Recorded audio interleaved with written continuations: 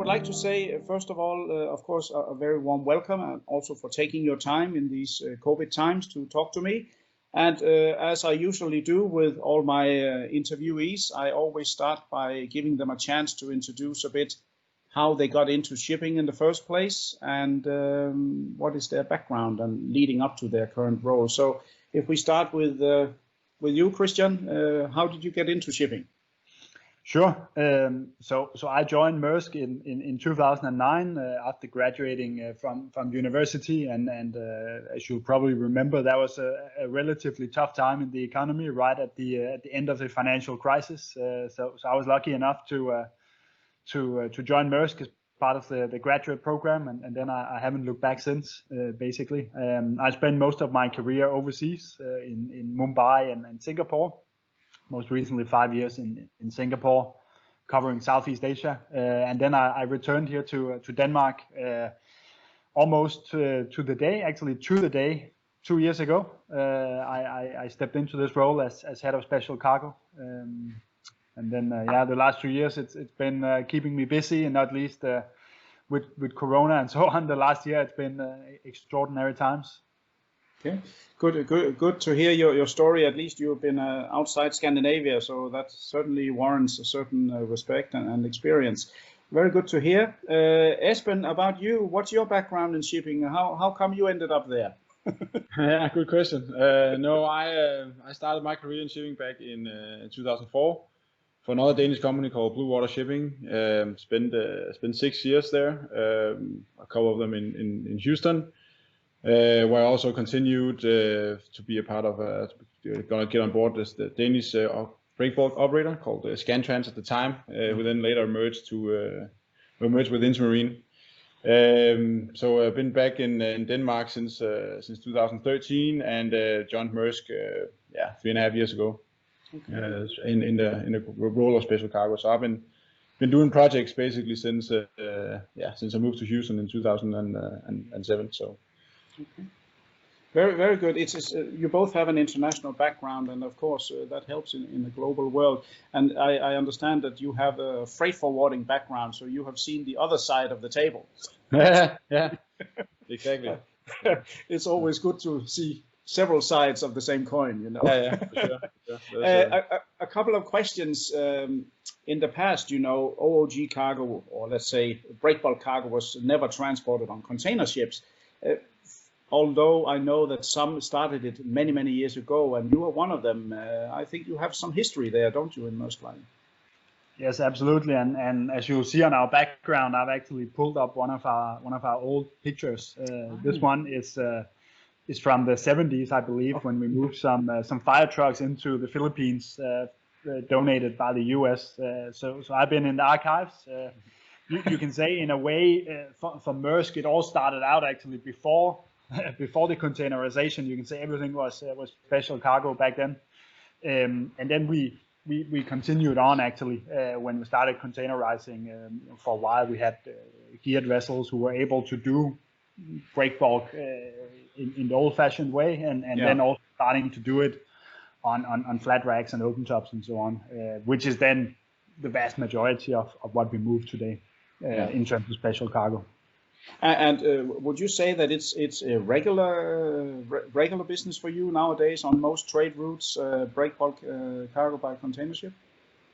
Yeah, I mean, if we talk about out of gauge and in gauge, we move that pretty much every week on every trade. It would be a rare occurrence where we have a sailing where we don't have some on. Right.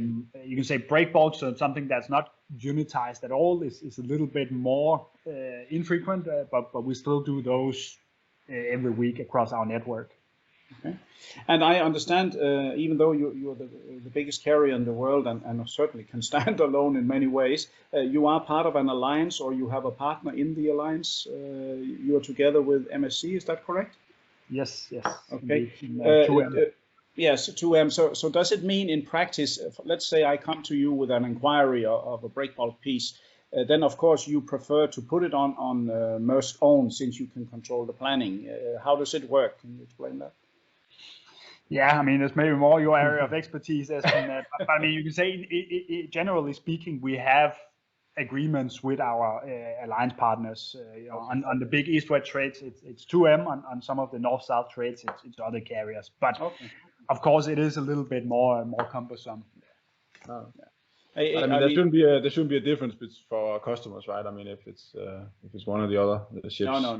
No. But this is quite clear. You book with Maersk, and of course, ultimate control is your own port captains and your own ships. I mean, it goes without saying. So, no, definitely, I hear from the market also that you do have a good name, and if anyone, we always joke about that in the networks that I represent.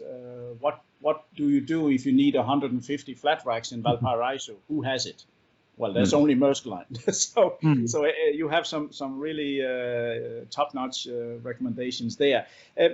One thing that is coming to mind, and which of course is a lot in the news nowadays, the role of the ship owner is changing. Some forwarders are ship owners themselves. Some ship owners also, let's say, go ashore. How do you see your role? Will you be a one-stop shop with a new, let's say, rebranding? Damco has disappeared. Where do you see the role as a forwarder that comes to you with cargo, for example? How do you see them? You still see them as customers, of course. Yes, absolutely. And speaking for special cargo, it's a very important customer group for us. And a lot of the activity we do is working with our forwarder customers. And as you know, when it comes to special cargo or project cargo more broadly, there's a lot of things to it, and many of these forwarders bring a lot of capabilities along with them that we don't have today. I think what we are focusing a lot on is how we can use the online presence to actually offer more seamless products online to our customers, and that's within project logistics. It hasn't been an area that has been explored that much. If we look to the general cargo side, you can do pretty much anything you want online today. For various reasons. I mean, one of them being that there are more complexities in project logistics. This is only really starting to take off right now, and that's something we are investing a lot in. So when it comes to out of gauge, we can actually provide a quote in most cases within 3 hours online. That is competitive. So I think looking at it from a freight forwarder customer angle, that's really attractive because they can very quickly get a rate that they can use to go to their customer. They don't need to call up anyone or send an email and then wait for whenever somebody have time to respond. They can go straight on Maersk.com and pull their rate. And we hope that we can take that broader, for example, to inland transportation, CFS, those kind of things. Okay, that's really impressive. I mean, what a development since the old days, and I think everyone has to play a role. But I think taking good care of the customers, and these days, who knows who secures the booking in the end? So let's assume that there are 5 forwarders who, as you know your market, they come to you with the same inquiry. You would then give the same rate to all 5, isn't it? Yes, indeed. Okay, and of course, let's say the size of Maersk and the size of some of the mega carriers makes it perhaps a little, let's say, worrisome for some of the smaller forwarders, where to start, where to begin. We can't really send an email to headquarters. How have you divided your, let's say, OOG and special cargo quoting system? I suppose you have regional branches that can quote themselves, or?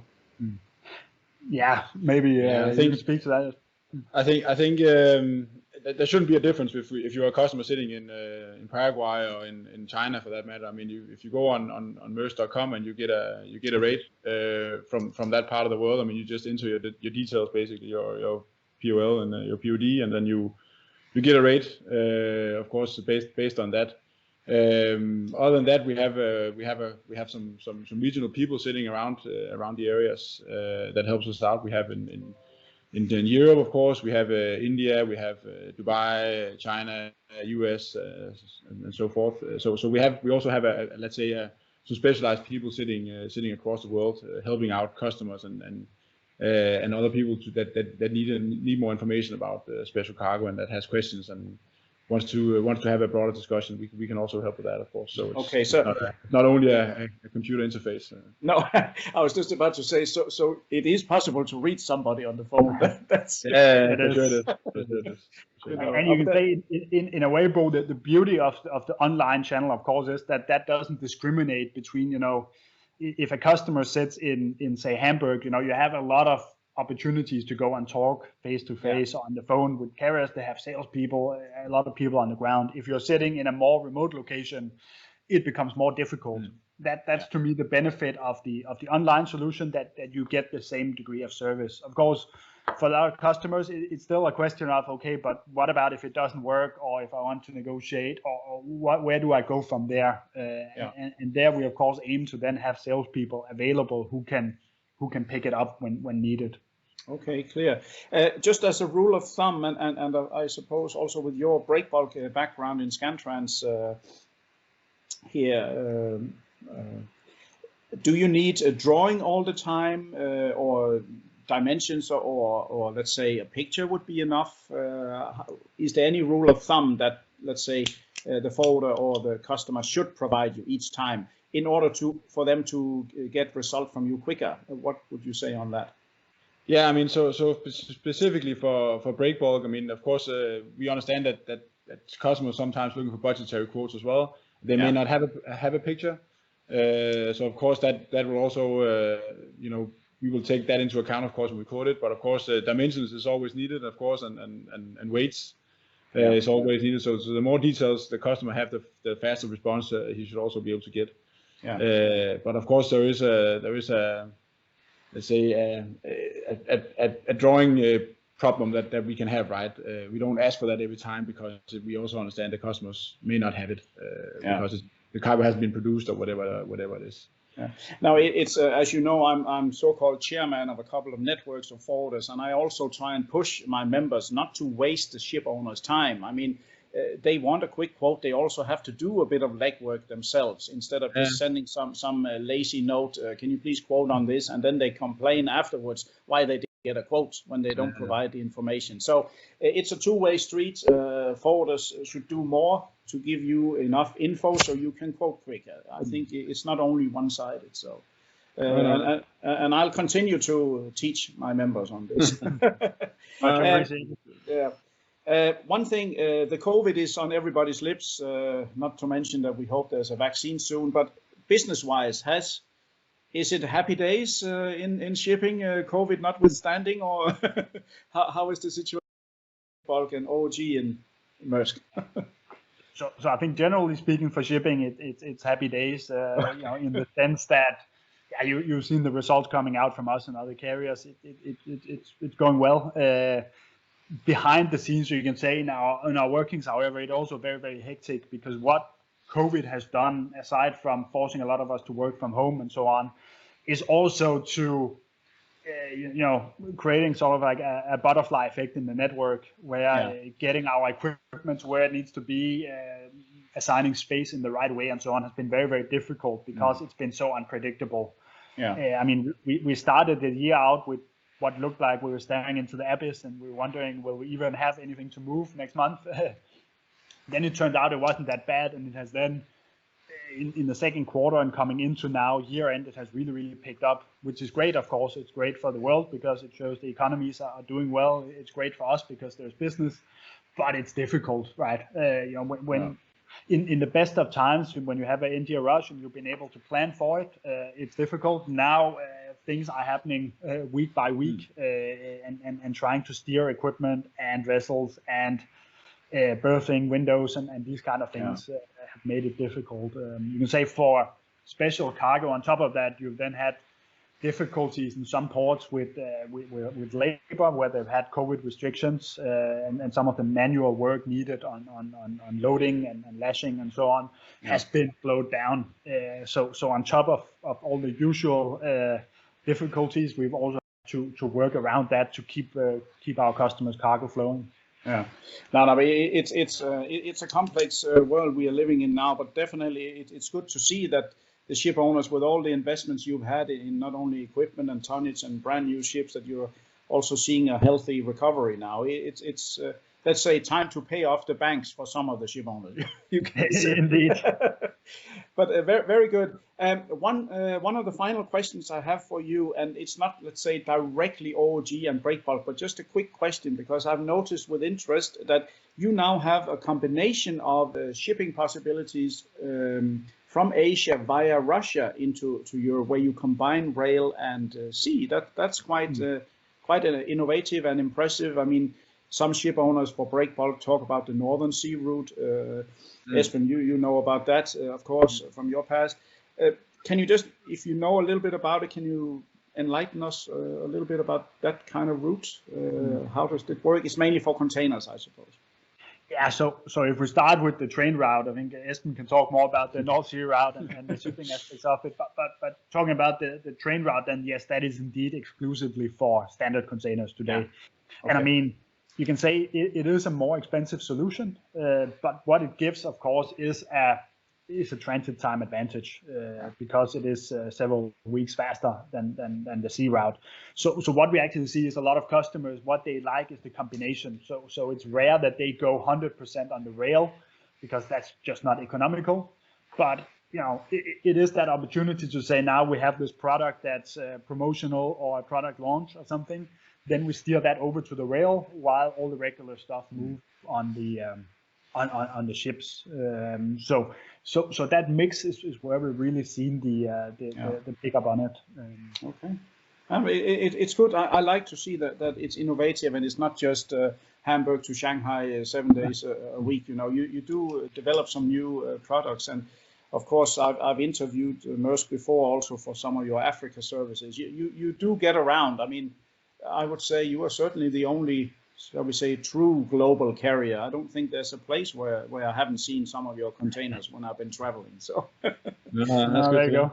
I think we also, you know, we spend a lot of resources on developing new products as well for our customers, right? So it's not just one ocean product, as you say, from Hamburg to Shanghai anymore, right? There's different choices you can make as a customer now, where you can choose different products, and you can, you know, to differentiate your to your needs, in whatever way that suits you. Yeah, I think that's also something fairly new, right, in the industry, that we are trying to develop something like that instead of just being a, you know, and I can see certainly some changes. It's good to see that, shall we say, Maersk is, you know, approachable. You know yourself how big it is, and everyone in shipping know how big Maersk is. So it can sometimes be overwhelming with with the size, but it's good you are approachable. You can be reached by phone, and even that you give yourself time for this little online newsletter to be to give your time here to answer some questions. No, it's our pleasure. But I want to say, really, from Project Cargo Weekly editor, which is myself, of course, many thanks to both of you. It's been a pleasure, and I think you answered very clearly and concisely. And I now plan to publish it in one of the coming days after your approval, and then hopefully there will be a lot of response. So thank you very much, Kristian. And thank you, Paul. Yeah, and thank you to you, Esben. Yeah, no worries. And I hope we can meet, let's say, formally with a drink in hand after office hours, of course. Yes. Or at the breakbulk conference soon. Yeah, exactly. It seems like a world that's far away now, but hopefully soon we'll be back. I certainly hope so too. Thank you very much, and I will now push the stop. And to all our readers and viewers and listeners around the world, this was yet another great interview with the Big Blue, also called Maersk, the biggest in the world, and certainly one with industry leadership, both in the past and now. So we thank them, and stay tuned for further interviews in the near future. Thank you.